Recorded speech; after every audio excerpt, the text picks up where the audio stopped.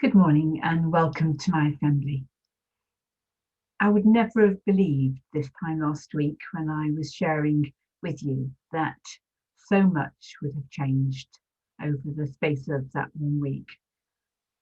We find ourselves once again in lockdown, and I don't know how you feel about that. I think most of us are pretty fed up. You may be at school and wishing you were at home. You may be at home and wishing you were in school. Or you may be just happy with whatever you're doing. But I want to say that wherever you are and whatever you are doing, you are still part of your class and you're still part of our school at Winslow. I'm going to be sharing assemblies each week as normal, and starting next week, I'll begin the Child of the Week again. We've given teachers a little bit of space this time just to get themselves sorted, but they'll be looking out this week for somebody to bring to that Child of the Week assembly next week. So get shiny, that's what I say. So today, I'm going to share you a story, and it's a story from the Bible, and it's about something that was given to somebody that they found was really special. I wonder if you've got something that maybe your mum or dad or grandparents have given you that you consider really special. And that's maybe something that you could share via Class Dojo. You could take a picture of it or draw a picture of it and send it in to your teacher so that then all of the class can see it. I've got a couple of things I wanted to share with you. I wonder if you can see what they are.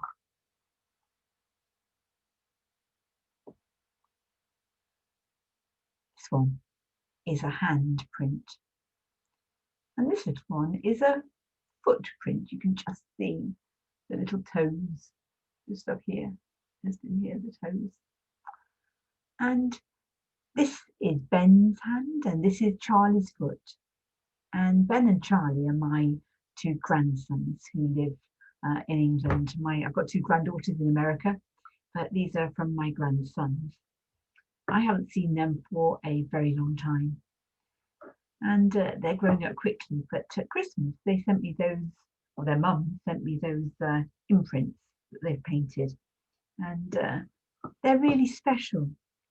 They're made out of salt dough, I think, so I don't know how long they'll last, but I've got them on my fireplace, and they are incredibly special to me because of the person that gave them to me and because of the people that they represent.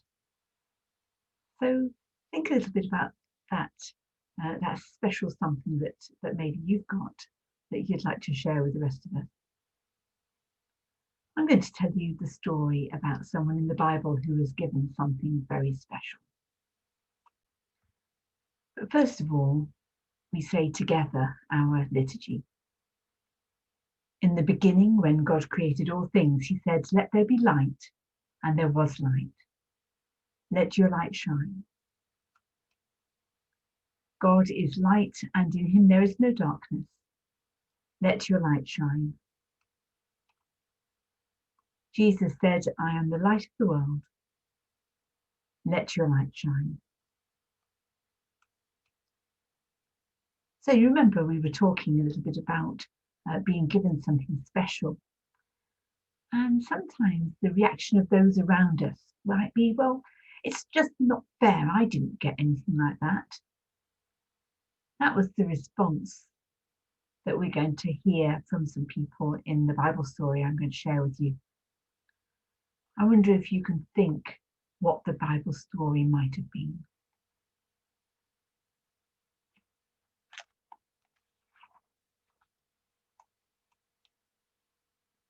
There's a picture here that might help you. And you might just want to pause this video at this point just to share in class or at home with an adult. What's the story? A little bit of a clue over here. We're going to think about this story. It's a story of Joseph. of Joseph and his brother. Joseph was given something by his father that started a journey that he could never possibly have imagined. He was one of the youngest in his family, but he felt he was more important than everybody else. His mother, Rachel, had died when his little brother, Benjamin, had been born. And Jacob, Joseph's dad, really loved Joseph because he was the eldest son of Rachel. And he reminded him of her. I'm going to let you hear the story. If you're in school, your teacher could pause the video at this point and choose two readers to narrate the story that I sent them. So maybe there's two parts. One is Joseph and one is Levi, his brother. And then you could join me later when we consider the idea of fairness. But otherwise, if you're at home or you're not wanting to do that, then let's move on to the next slide. And I'll share the story with you instead.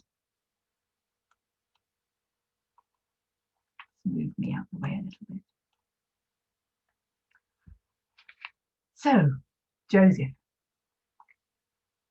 My name's Joseph. I'm 17 years old, and this story is all about me. I've 11 brothers, 10 of them older, but Benjamin is the youngest. I'm my dad's favourite son.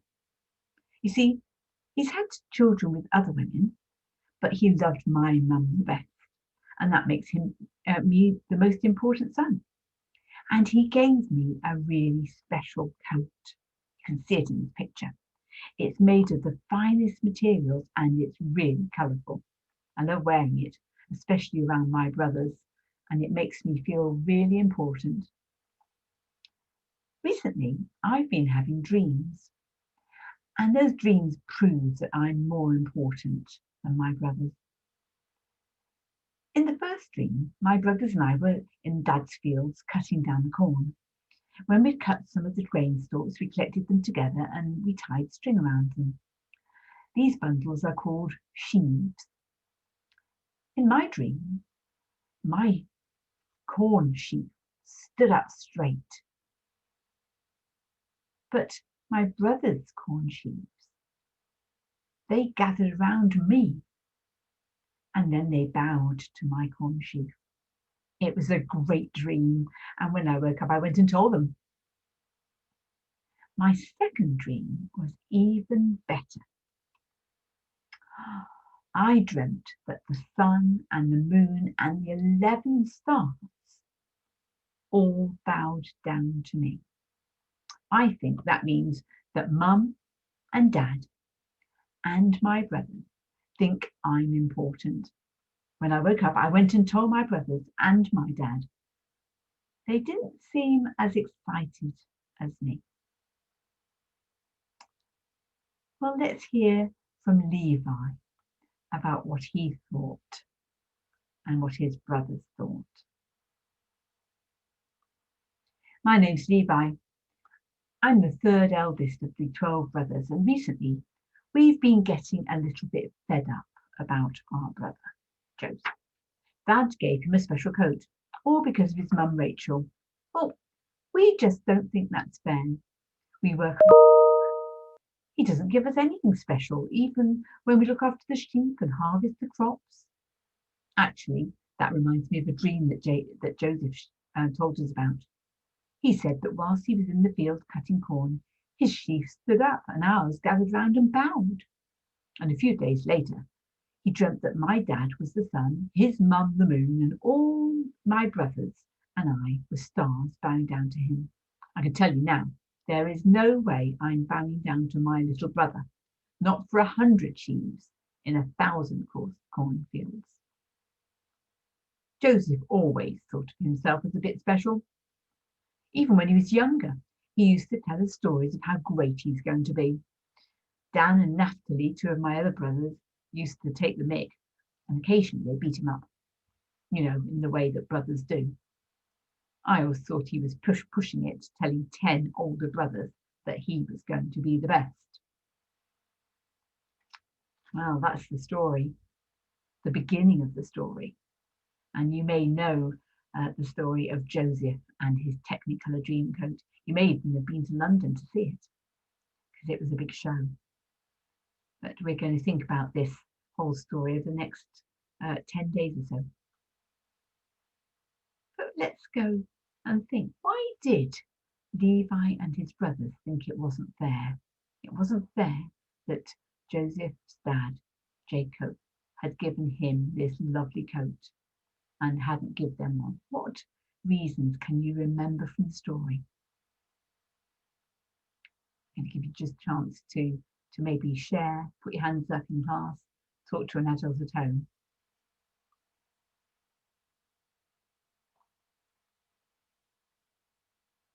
Well, one of them was, why should Joseph get a lovely coat just because Dad loved Rachel? That doesn't make it fair. And Dad had loved all the other mums as well. So why should Joseph be singled out in this way? Of course, Levi and his brothers, they said, well, we work hard for Dad. And because they were older, I bet they had to work harder. They looked after the sheep. They brought in the harvest. And Joseph just sat around doing nothing. Joseph never stops boasting, and we've just about had enough. Maybe the issue was more about the boasting than actually the coat. He really made them feel very, very upset and angry with him. It is important to feel special. You know, the objects that I got given at the beginning of Christmas, the little hand and the little foot imprint, they really made me feel special. But it's important when we feel good about ourselves to consider the feelings of others.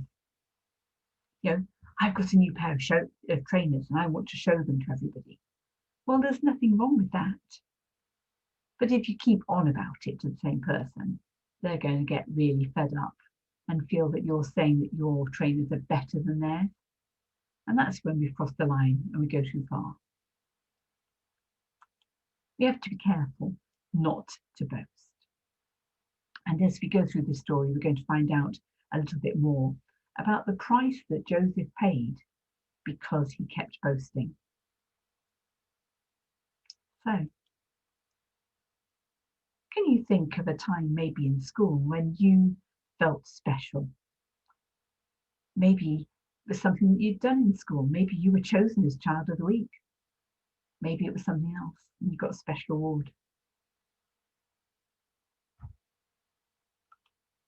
How did you let your friends and your family know about that?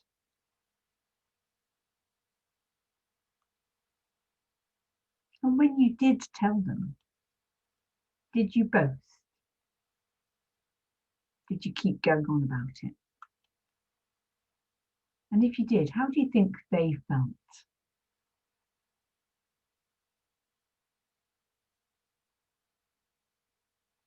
I want us to just bow our heads and just to say a prayer together. Dear God, thank you for the times when we feel special. And we know that we are all special to you.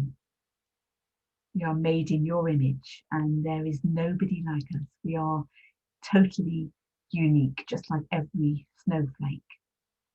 Nothing else, nobody else is like us.